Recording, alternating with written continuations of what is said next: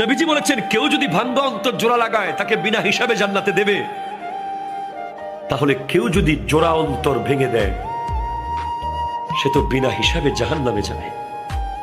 সেজন্য আমি ভাবছি আমি কখনো আমার নিজের অজান্তে কারো মন ভাঙলাম কিনা, এই ভয়টা আমি পাচ্ছি। আজকে আমরা একটা সিএনজি ওয়ালাকে ঠাস করে থাপ্পড় মেরে দিই, এটা রিক্সাওয়ালার পট করে কলার ধরে ফেলি, এটা এতিমকে রাস্তাঘাটে ধরে ইনসাল্ট করি, একটা গরিব মানুষকে চেয়ার থেকে নামিয়ে দিই,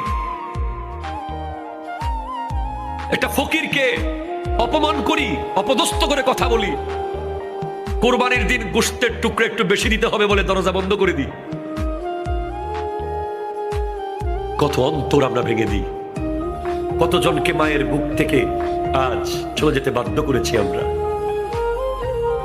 কতজন শখের ব্যবসা প্রতিষ্ঠান